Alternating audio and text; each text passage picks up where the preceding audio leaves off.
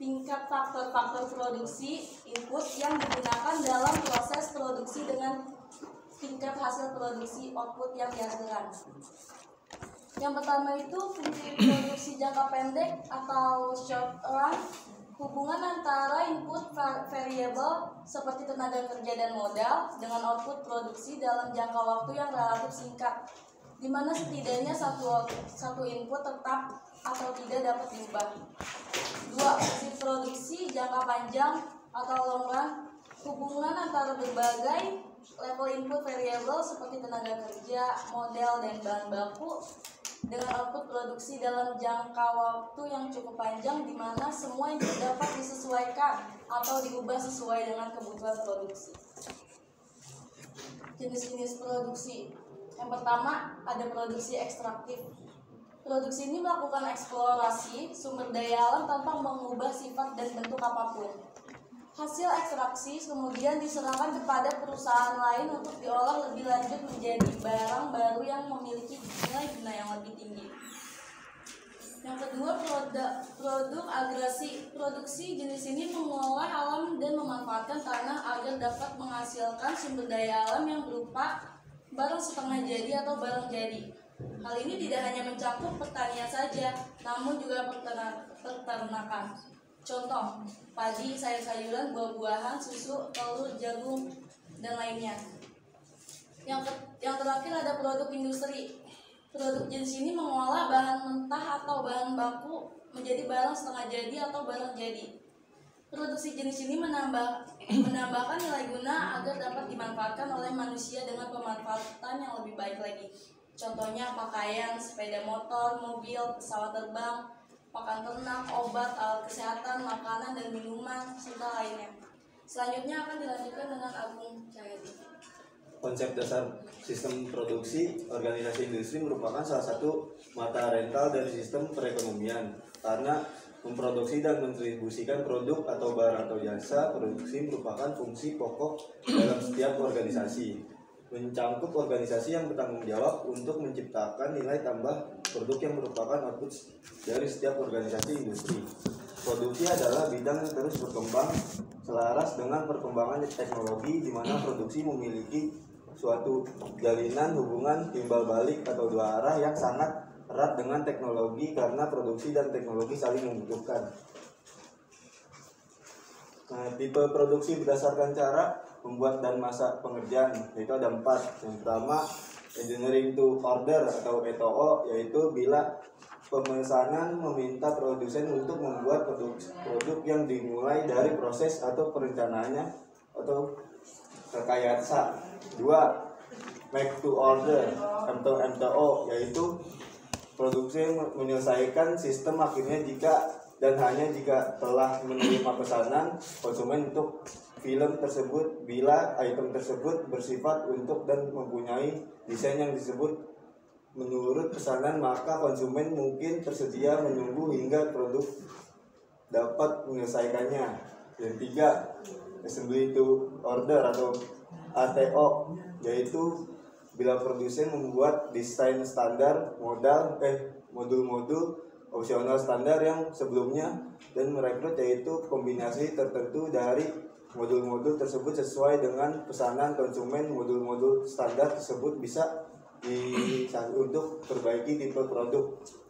Dan yang keempat, make to stock atau MTS, yaitu bila produsen membuat item-item yang diselesaikan dan ditempatkan sebagai persediaan sebelum pesanan konsumen diterima. Item akhir tersebut baru akan dari sistem persediaan adalah penyelesaian setelah pesanan konsumen diterima.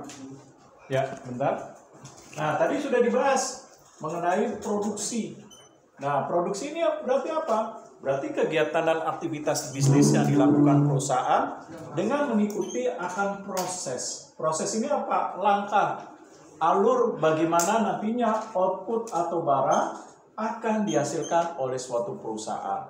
Nah, oleh sebab itu, dalam produksi perlu untuk mempertimbangkan kekuatan terhadap sumber daya organisasi, seperti mesinnya bagaimana, teknologi yang digunakan dalam menghasilkan suatu barang ataupun jasa. Lalu mempertimbangkan tenaga kerja, berapa banyaknya tenaga kerja yang dibutuhkan dalam melakukan kegiatan produksi agar kapasitas produksi dapat mencapai suatu target.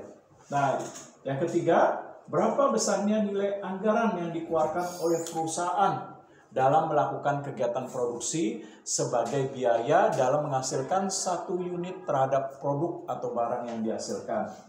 Lalu mempertimbangkan terhadap sistem, bagaimana sistemnya, ketentuannya, aturannya, dan standar operasional yang digunakan perusahaan dalam menciptakan produksi yang efektif agar nantinya barang dan jasa dihasilkan tepat pada waktunya sesuai dengan permintaan atau demand kepada konsumen. Nah, oleh sebab itu, kalau kita bicara produksi, berarti paling tidak ada kegiatan alur bagaimana produksi itu dilakukan. Nah, untuk bisa melakukan kegiatan produksi, berarti perlu ada inputnya terlebih dahulu.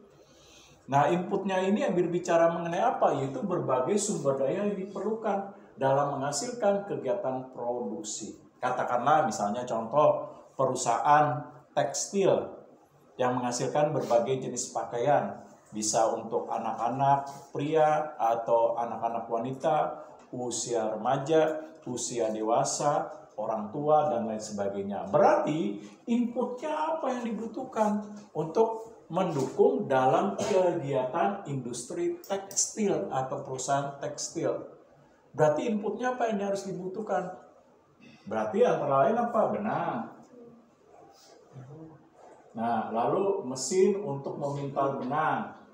Nah, lalu apa lagi? Mesin jahit dan lain sebagainya. Supaya nanti kegiatan produksi untuk menghasilkan berbagai jenis pakaian dapat dilakukan. Nah, setelah itu apa? Baru proses produksi. Bagaimana proses produksi? Misalnya dimulai dari apa dulu? Menyortir bahan bakunya, dimulai dari benangnya, bagaimana kualitas benangnya. Nah, dilihat dulu proses produksinya. Setelah itu apa? Nah, dilihat berbagai kelengkapan bahan baku. Namanya pakaian, berapa banyak kancing yang diperlukan. Nah, sehabis itu bagaimana pola pakaiannya. Nah, proses produksinya harus diperhatikan.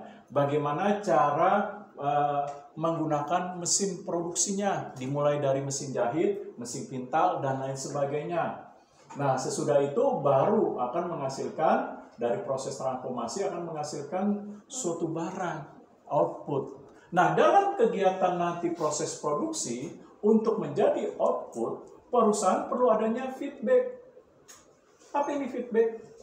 Yaitu umpan balik. Yaitu kalau kegiatan produksinya tidak sesuai dengan apa yang telah ditetapkan perusahaan, misalnya ada kecacatan produk, misalnya dalam produksi, setelah produk itu dijadikan biasanya ada bagian pengawasan, quality control.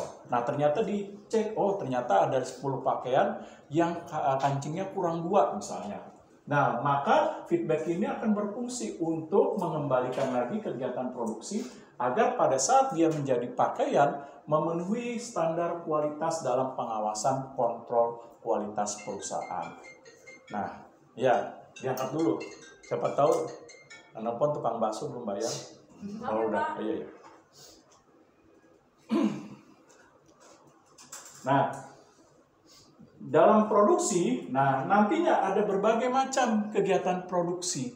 Ada yang kegiatan produksi yang dilakukan keseluruhan oleh perusahaan, dimulai dari bahan baku sampai bahan menjadi jadi atau produk jadi. Nah, ada kegiatan produksi yang bersifat assembly. Assembly ini hanya produksi yang bersifat perakitan.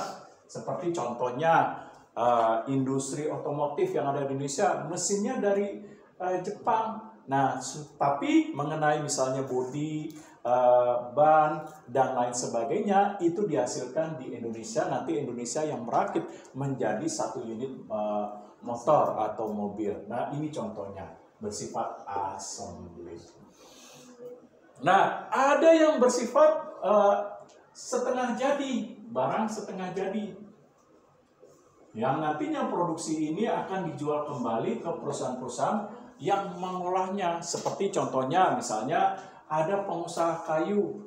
Nah, dia kayu dipotong dan dengan berbagai jenis kayu, misalnya ada meranti, jati, dan lain sebagainya, nanti akan dipotong dengan berbagai ukuran, nanti akan diberikan ke berbagai industri furniture. Nanti industri furniture dari barang setengah jadi akan diolah menjadi furniture yang dibutuhkan, entah itu kursi, lemari, meja, tempat tidur, dan lain sebagainya. Nah, dalam hal nanti kegiatan produksi, tentu kegiatan produksi perlu mempertimbangkan kos, biaya yang harus dikeluarkan untuk melihat bagaimana kegiatan produksi dilakukan perusahaan, baik untuk biaya jangka pendek maupun jangka panjang.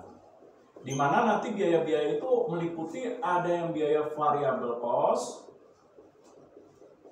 ada yang biaya yang dinamakan fixed cost.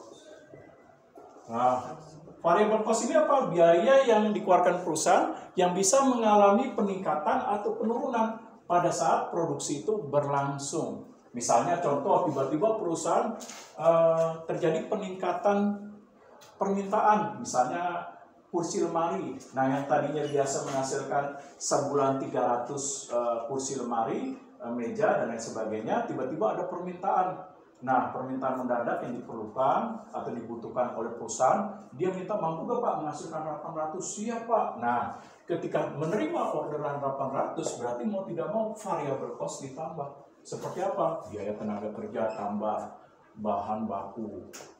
Lalu apa? Mesin untuk menghaluskan kayu tuh, nah ditambah. Lalu amplas dan lain sebagainya. Nah, sehingga ini disebut variable cost. Karena kenapa? Biaya tersebut bertambah mengikuti permintaan terhadap produk yang dihasilkan. Nah, kalau fixed cost itu apa? Biaya tetap. Ya, di mana penambahannya itu dalam jangka waktu yang sangat lama atau panjang. Misalnya contoh mesin produksi. Nggak mungkin setiap hari perusahaan beli mesin produksi. Nah, untung kagak, laku iya. Nah, biasanya mesin produksi itu biasa dibeli oleh perusahaan dalam jangka waktu panjang, misalnya 1 tahun, 2 tahun. Dilihat kalau mesin produksinya sudah rusak, terus nggak bisa digunakan secara layak, lalu sudah diservis juga tetap rusak, daripada dipertahankan, biaya untuk perawatan atau servis mahal, ya sudah dibeli baru. Nah, biasanya untuk jangka waktu yang panjang. Lalu apalagi seperti perusahaan menambah transportasinya seperti truk yang dibutuhkan untuk mengangkut barang. Nggak mungkin setiap hari beli 1 truk, bangkrut iya perusahaan. Nah, oleh sebab itu dia pertimbangkan, kalau nanti keuntungannya semakin meningkat selama 3 tahun, 4 tahun misalnya contoh, maka biasanya baru perusahaan menambah truk atau armada untuk mengangkut barang. Itu pun dilihat juga tingkat keuntungannya memadai atau tidak. Nah, lalu apalagi biaya fixed cost seperti mendirikan pabrik atau industri atau perusahaan-perusahaan cabang baru. Nah, ketika memberi gedung, lahan, atau pabrik baru, itu kan nggak setiap hari. Karena biaya untuk mendirikan pabrik kan sangat besar. Bisa sampai miliaran. Nah, oleh sebab itu, perusahaan harus mempertimbangkan kira-kira untuk jangka panjang perlu nggak menambah misalnya kantor, pabrik, nah untuk meningkatkan biaya produksi. Nah, inilah contoh dari fixed cost. Nah, ada pertanyaan? Nah, nanti dalam fixed cost dia harus menghitung berapa besarnya biaya yang telah dikeluarkan untuk bisa mendapatkan total revenue. Nah, apa ini total revenue? Yaitu tingkat pendapatan perusahaan yang diperoleh dari penjualan. Oleh sebab itu, perusahaan harus menetapkan harga yang tepat untuk dapat produknya itu dijual di pasar sehingga memberikan keuntungan. Seperti contoh Epson nih, menghasilkan multimedia projector. Dia harus menghitung berapa biaya produksinya. Nah, dari biaya produksinya, berapa keuntungan ya yang diperoleh dari 1 unit ini. Nah, sehingga nanti penjualannya bisa ditargetkan berapa banyak yang harus bisa terjual supaya bisa memenuhi keuntungan perusahaan. Oleh sebab itu dia harus mampu menghasilkan kuantitas dari produk. Nah, dari kemampuan menghasilkan produk. Nah, seperti perusahaan nih Epson melakukan anggaran untuk produksi selama setahun berapa nih dananya. Nah, nanti dihitung kuantitasnya yang maksimal berapa sehingga keuntungannya bisa ditingkatkan perusahaan. Lalu apa lagi? Nah, dalam hal biaya perlu menghitung TC. Yaitu apa TC? Total cost, keseluruhan biaya-biaya yang diperhitungkan perusahaan. Nah, nanti total variable cost ditambah total fixed cost. Nah,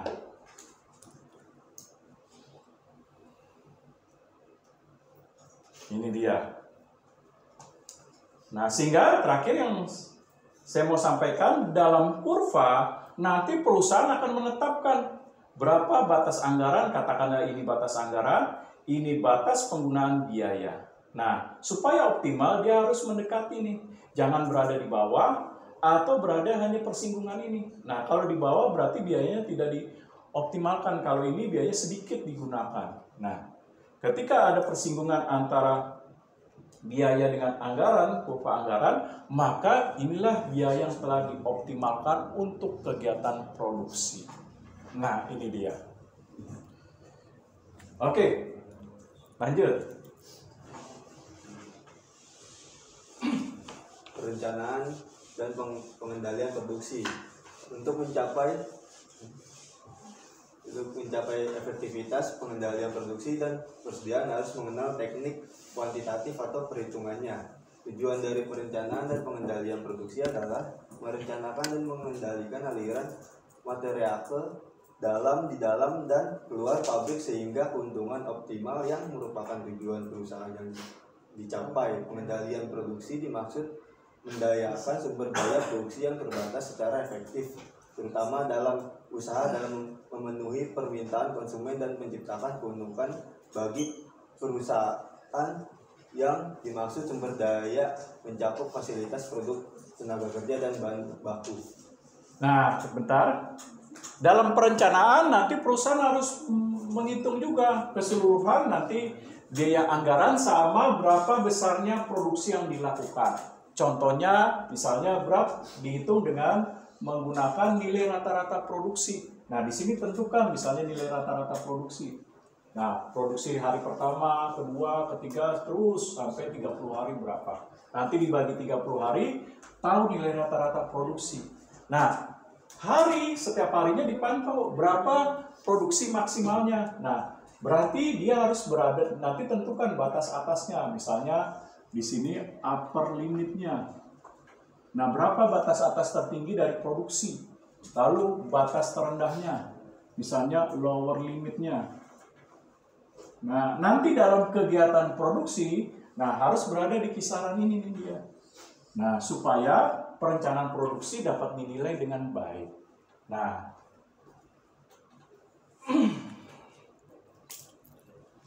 oke, lanjut. Faktor model dalam pemanfaatannya, model produksi dan industri ini bisa dikategorikan sebagai permodelan keuntungan untuk membantu dan memastikan produk-produk yang dibuat akan terus beroperasi dan menjadikan bisnis produksi menjadi inovatif serta andal dalam bertahan akan menarik investor. Ada dua model produksi dengan satu faktor produksi variabel, yaitu model produksi dengan satu faktor produksi variabel adalah pengertian analisis jangka pendek di mana ada faktor produksi yang tidak dapat diubah. Dan yang kedua, model produksi dengan dua faktor produksi variabel. Model produksi dengan dua faktor produksi variabel merupakan kombinasi antara dua faktor produksi untuk menghasilkan output atau yang sama. Oke. Nah, sebelum kesimpulan jangan lupa bahwa di dalam produksi, ketika produksi sudah menghasilkan suatu produk, katakanlah barang, nah, maka dia harus mempertimbangkan bagaimana barang tersebut. Atau kalau jasa, bagaimana jasa tersebut. Seperti apa? Bisa dilihat bagaimana, misalnya contoh produknya apa, saya ambil laptop misalnya. Nah, dia harus mempertimbangkan kualitas daripada laptop. Seperti melihat dari layarnya. Lalu apalagi? Melihat daripada hard disknya. Melihat dari memorinya. Nah, lalu mempertimbangkan dari prosesornya. Lalu mempertimbangkan dari motherboardnya. Nah, lalu kecepatan daripada loading, dan lain sebagainya. Nah, sehingga kalau digambarkan, berarti dalam melakukan kegiatan produksi harus tahu apa manfaat utama. Nah, manfaat utama. Kedua, bagaimana desain daripada produk, desain, warna, kemasan, bentuk daripada produk, dan lain sebagainya. Lalu apalagi namanya produk harus didukung dengan adanya apa? Pelayanan.